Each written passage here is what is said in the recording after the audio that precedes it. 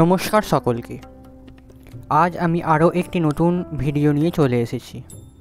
এই সিরিজের নাম শ্রীমদ্ ভগবদ্ গীতা যথাযথ, যে প্রতি শনিবার একটি করে ভিডিও আসবে। এই সিরিজে আমি আপনাদের বলবো শ্রীমদ্ ভগবদ্ গীতার প্রত্যেকটি শ্লোক এবং তার বাংলা অর্থ ও তর্জমা। আজ বলবো গীতার প্রথম অধ্যায় বিষাদ যোগের শ্লোক নাম্বার 36 থেকে 38। শ্লোক নাম্বার 36। পাপমেব শ্রয়েদস্মান হত্বেতান ততয়েনঃ তস্মার্নঃ বয়ং হন্তুং ধার্তরাষ্ট্রং স্ববন্ধবান স্বজনং হি কথং হত্বা সুখিন শ্যাম মাধব। অনুবাদ: এই ধরনের আততায়ীদের বধ করলে মহাপাপ আমাদের আচ্ছন্ন করবে। তাই বন্ধুবান্ধব ও ধৃতরাষ্ট্রের পুত্রদের সংহার করা আমাদের পক্ষে অবশ্যই উচিত হবে না। হে মাধব, আত্মীয় স্বজনদের হত্যা করে আমাদের কি লাভ হবে, আর তার ফলে আমরা কেমন করেই বা সুখী হব? তাৎপর্য: বেদের অনুশাসন অনুযায়ী আততায়ী 6 প্রকার। 1. যে বিষ দান করে। 2. যে ঘরে আগুন লাগায়। 3. যে মারাত্মক অস্ত্রের দ্বারা আক্রমণ করে। 4. যে ধনসম্পদ লুণ্ঠন করে। 5. যে অন্যের জমি দখল করে। এবং 6. যে ধর্মপত্নীকে হরণ করে। এই ধরনের আততায়ীদের অবিলম্বে হত্যা করা উচিত, এবং এদের হত্যা করলে কোনো রকম পাপ হয় না। এই ধরনের আততায়ীদের বিনাশ করাটা সাধারণ মানুষের পক্ষে স্বাভাবিক, কিন্তু অর্জুন একজন সাধারণ মানুষ ছিলেন না। তাঁর চরিত্র ছিল সাধু সুলভ, তাই তিনি তাদের সঙ্গে সাধু সুলভ ব্যবহারই করতে চেয়েছিলেন। কিন্তু এই ধরনের সাধু সুলভ ব্যবহার ক্ষত্রিয়দের জন্য নয়। যদিও রাজ্যের দায়িত্বশীল প্রশাসককে সাধুর মতোই হওয়া প্রয়োজন, তাই বলে তাকে কাপুরুষ হলে চলবে না।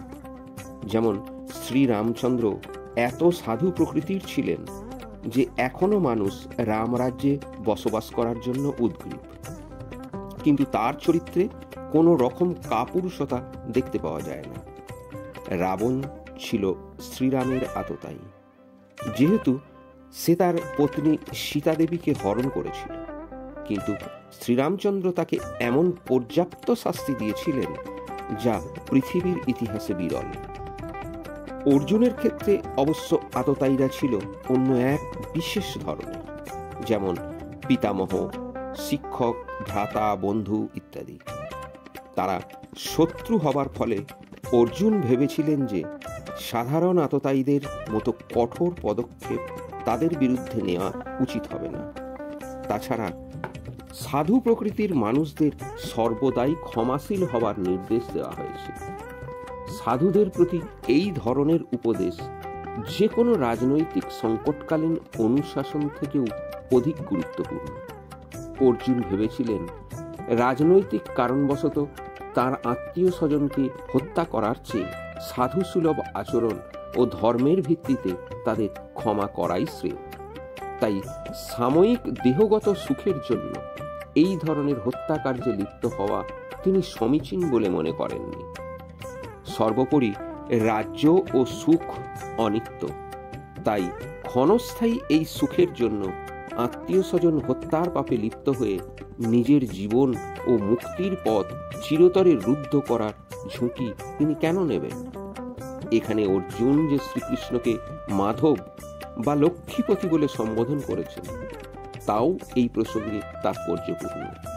এই নামের দ্বারা তাকে সম্বোধন করে অর্জুন বুঝিয়ে দিলেন শ্রীকৃষ্ণ সৌভাগ্যের অধিষ্ঠাত্রী লক্ষ্মী দেবীর পতি। তাই অর্জুনকে এমন কোনো কার্যে নিয়োজিত করা তাঁর উচিত হবে না যার পরিণতি হবে দুর্ভাগ্যজনক। শ্রীকৃষ্ণ অবশ্য কাউকেই দুর্ভাগ্য প্রদান করেন না, আর তার ভক্তের ক্ষেত্রে তো সে কথা ওঠেই না। श्लोक नंबर 37। यद्यपेते न पश्यन्ति लोभोपाहत चेतसः कुलक्षय कृतं दोषं मित्रदोहो च पातकम्। श्लोक नंबर 38।